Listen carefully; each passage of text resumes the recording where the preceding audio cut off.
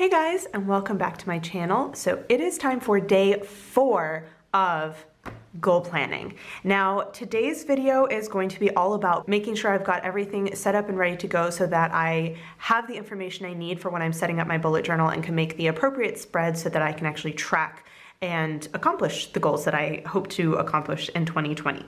So I have a couple of things in front of me today. So I have the Reflect and Recharge Workbook again, because we have the 2020 section in here.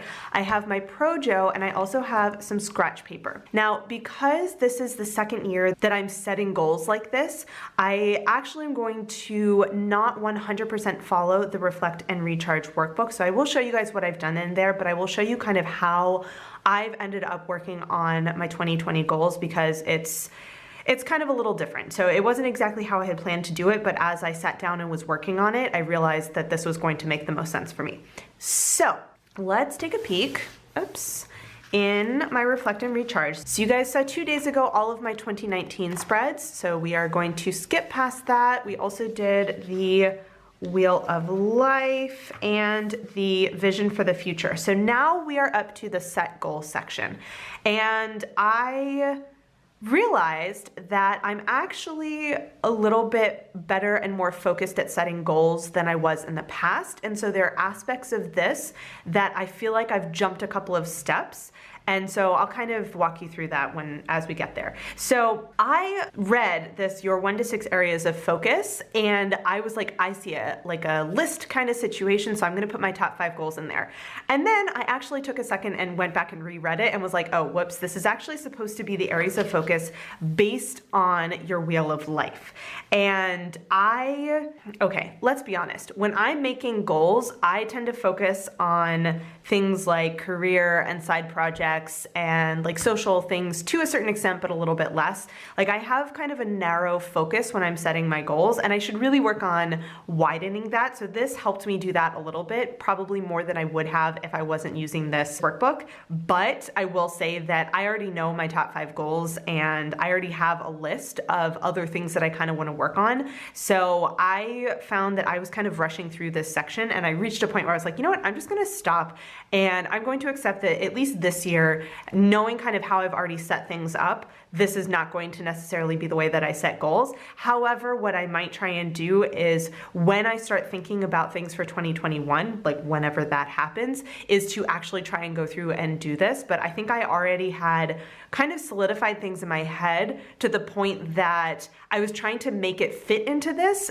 as opposed to just kind of going with like, these are my goals. So after I wrote in this, I kind of assigned the area of focus. So for example, Italy was a recreation sort of thing. Font was kind of recreation. There's actually no close bracket on that. Let's do that. Naturalization, I kind of put in career, but it is just kind of life, I guess. Prof Bujo is a career thing, and then invest is finances. And so then after I realized that I had kind of messed up, and I literally wrote, oops, over here. After I realized I had messed this up, I went back and I looked at my Wheel of Life. So for my Vision of the Future, and picked out actual sections that I was like, okay, I should work on these the most. So in my major areas, I have career, finances, and recreation. Those came up a lot in here. So I was like, that's clearly something that I want to work on. And then the minor areas, I have social health and personal growth. These are things that I kind of struggle with that I should definitely work on. And because I don't have any like really solid goals for them right here, I'm considering them minor areas. So then I went over and I did my brain dump, and this was kind of the part that I was like the most excited about, because this is the part that I'm good at. And this is another way of kind of, this shows you the areas of goal setting that I am better at than others. It's not that I just didn't want to do this, it's that I struggle with certain sides of this, and I've kind of figured out ways to sort of work around it and still be productive. And so you're gonna kind of see those workarounds here. So I actually took the spread that's in my Projo, so let's go ahead and take a peek, because this is going to make a lot more sense. So this is a spread that I made a while ago in my Projo. I honestly think I probably started it by like January, February of 2019. to keep track of possible goals for 2020. And I have, since starting this process, I've gone back through and I've filled out my top 5, but like in all honesty, I think I had the top 3 filled out for at least like 6 months. So there's a lot of things on here that I already knew that I wanted to do. So in looking at this, I went through my 2020 possible goals. I also went through my current Q4 mind map to see if there are any big things that hadn't yet made it to the 2020 possible goals that I wanted to work on. And so based on that, I did my mind map, or my brain dump. And I did not even do a mind map situation. I honestly just listed. They are kind of semi-grouped, if you can see. So for example, me made May, I have a couple of things in there, knitting, things in there, gross side income, things in there, small trips, studies. So like I kind of tried to group things as I thought of them. But one thing that I did do was I added in my reading goals, because I always have a reading goal. I honestly forget about that in like my big goals for the year, because it's just something I always do. And then I added in exercise, which was something that I had listed on my minor areas to focus on. So that was in the health section. So these are kind of the main things that I came up with for 2020. And again, this is going to have to be sort of reorganized in a way, but for right now, it's just on paper at least. I also started going through and picking out, based on the major and minor areas of focus I picked a couple of things. So as I've mentioned, I had ideas already, and so I kind of looked at the ideas I had and sort of placed them in the different categories, and there was one that I wrote here that I realized was actually for social, not for recreation, so I moved it. But this was definitely kind of a quick job because I already had some kind of big areas of focus that I knew I wanted to work on, and so it was covering these areas anyway, sort of thing. So I have a couple of notes, at least in the finances though, that I do need to make sure I write down somewhere as I'm doing my goals for finances, because there were a couple things that didn't make it on my brain dump, whereas all of these I think are on my brain dump in some shape or form. Then I've got my minor areas of focus. So again, this one was kind of a quick job, but I have some things that I can add on that are not actually on my current brain dump of goals for 2020. So this was a good exercise, even though I feel like I probably didn't get as much out of it as I could have. And you'll see I didn't even write down the ideal situation. I just wrote down the title of the section. So then I went through, and with goals and challenges, this is where things kind of fell apart. So my 3 goals and challenges, out of my top 5, and actually I don't have one of my top 5 on here, and I've added in a different one, but out of my top 5, essentially, I sort of broke them down as to things that I thought were goals and things I thought I was going to struggle with more. So I have Italy, naturalization, and font. These are things I kind of know what I have to do. It just is going to take me some time to do them, as opposed to challenges where I've been trying off and on to create an exercise routine and it just like hasn't stuck. So that one's definitely a challenge. The other one, investing, I have to do a lot of research that I'm not sure fully exists in terms of like investing in France, and so I think this one is going to be a challenge. And then the only top 5 I don't have on here is my prof bujo, and it's kind of like a 50-50 on that one, because I have to learn more about using InDesign, for example, to do it. But on the other hand, I know exactly what I actually have to do, and once I do it, there are only kind of 2 main spreads that I have to create, and then it's just like gonna be copy and paste kind of situation. So that was sort of how I approached this goals and challenges. And then I looked at this section and I honestly didn't know how to fill it out, because I think that all of the goals that I've got in mind for 2020 are things that I could conceivably do during the year, but I'm also the kind, like, I'm at a point where if I don't do it in 2020, I'll just push it off to 2021, unless there's something that has a very solid deadline. It's not like a lot of the stuff I'm doing is things that are going to come back year after year. These aren't necessarily one-off goals, and so I didn't really feel like there was necessarily decision making to be made, because my main decisions that come in are when I'm actually going to do my goals. So I kind of finished that section, and then what I did is I decided that I was going to go ahead and straight away think about when I was gonna do stuff. So I took some scratch paper. This is actually, I have a spread like this in my bullet journal this year, and I'm going to be doing another spread like this in my bullet journal for next year. And these are my quarterly goal spreads.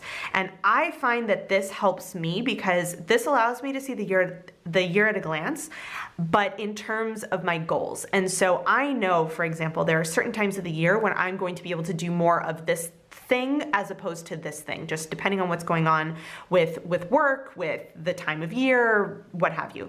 So I find that it's really helpful for me to take all of the goals that I'm kind of looking at and break them down so that I know, like, okay, this is a thing I want to work on, but I don't need to think about it until quarter 3 because I know I'm not going to have time to do it in quarter 1 or quarter 2. And so I'm just going to put it in quarter 3 and like, I have it written down. I won't forget about it, but I don't have to worry about it now. So I do have a little section of all year. So read, save, and exercise. Those are 3 things to work on kind of year round. But then I've split things out based on, so for example, this plan Italy. I want to go to Italy during the summer, which means I need to start thinking about that at the beginning of the year so I can get tickets and that kind of stuff for as cheap as possible. If I need to contact the school and get information, I can do that early, that kind of thing. So that is in January through March. It's in quarter 1. I also have some other school holidays that are coming up that I need to decide on. Ideally, I should actually decide on these before the end of the year, but if I don't, it's in here, and I can start thinking about those holidays for the next year.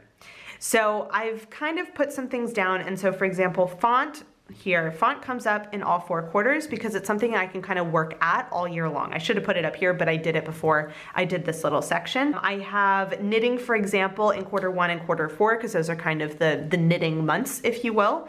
I have Me Made May falls in quarter 2 because that's when May happens. Things for the summer. So for example, I think that I'll have more time to work on my naturalization application in quarter 3. I have some things that I want to do for updating Sunshine and Stationery. So website, YouTube, updating series, that kind of stuff. Like that's probably going to happen in the summer. And so this just kind of helps me take a look at what I'm doing and planning it out in the quarters. So this also will help me when I am getting ready to pre-plan the next quarter in my Projo. I can look at this and see like, okay, what do I have in my current quarter that I didn't do? What do I have coming up in this quarter that I had planned on doing? And then that helps me make my mind map of the things that I actually want to get done.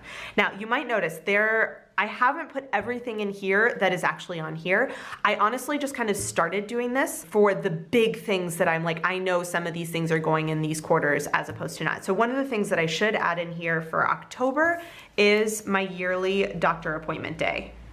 That's something that I do every October, and I want to make sure that I don't forget to do that. So this was kind of how I went about planning for my goals. If you guys see, I'll flip through the end here. So as you can see, I haven't actually filled out anything in terms of refining your goals, resources and constraints, and all of that, your goals dashboard. I do, and I didn't even do my intention word for next year. So I do get to a point where I actually will plan out this side of it, but I find that I tend to do a project spread, for example, in my Projo or in my bullet journal that kind of lays out the different steps that I have. And I find that that layout just sort of works a little bit better for me. So to take an example from this year, I have my, So for example, my top 5 goals, I did spreads kind of like this that broke down each of my sections. I had trackers for things that I needed to work on tracking, and I find that this helps me keep on track.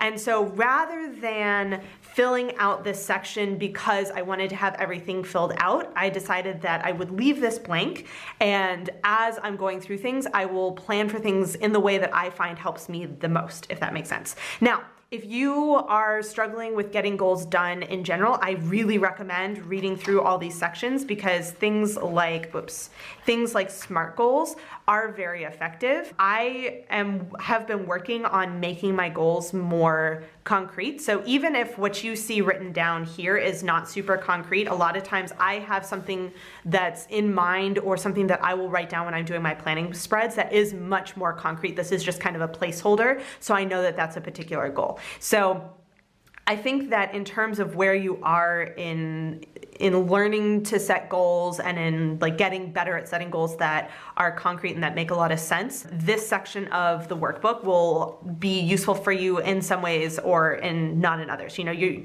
there's nothing that says you have to fill out absolutely everything. I think that the areas of focus, is something that I really need to work on, because I tend to have very concrete goals of like things I want to do, and I don't necessarily spread out my goals over all the different areas of my life. So I'm really good at very tangible kinds of goals. Like I'm really good at setting those and figuring out what I need to do. But for the more like intangible things, so like social goals or even personal development to a certain extent, I kind of struggle with that. So I think that this is something that I need to work on. I didn't necessarily do the best job this year, but for example, next year, to start thinking about this earlier and not necessarily just do an end of the year recap of how things are going, but just to kind of pick a time when I actually have some time to sit down and focus on this and really work on that. And that's where I think, in terms of the intangibles, I think that working on SMART goals and making decisions, I think this section will be really helpful to kind of get me on track for those sorts of things. But for the kinds of goals that I'm actually currently making, I already kind of know what I need to do. And so I felt that it wasn't necessary for me to fill out those pages. So that is my pre-planning for 2020. So you guys can see when I go ahead to set up my bullet journal, and I will show you guys in my 2020 pre-plan how that's actually going to go. I have, wait, hold on a second. I didn't write the right date on here. No, I did. I'm like such a nerd. I already have 2021 possible goals because like, yeah. Anyway, moving on. So when I go to set up my bullet journal, I will have a couple of goal planning spreads in there. And when I go to set up my Projo, so specifically my mind map and doing my goals roadmap and all of that kind of stuff, I will be using this. I will also be making sure that I haven't forgotten anything. So I will be going through my brain dump in here. I will go through my different areas of focus over here. Oops, this one as well. And I will be using these scratch pieces of paper that just have my quarterly kind of layout. And between all of this, I should have a pretty good handle on the goals that I actually want to accomplish for 2020. So I hope that that made sense. I know that was kind of a haphazard way of doing goals, but in all honesty, this is the way that I plan my goals. So I figured I would just go ahead and show you guys. So that is all I have for today. If you guys have any comments or questions, let me know down below, and I will see you tomorrow for my 2020 Plan With Me video, which I am super excited about. So stay tuned. Bye. Hey guys, so if you've made it all the way to the end of this video and are actually watching my end screen and you're not subscribed to my channel, I would really appreciate it if you would. There's a little button right there for you to do it. And if you're interested in watching some more of my videos, I have links to 2 of my older videos off to the left there, so you can check those out if you would like to, and I will see you guys in my next video. Bye.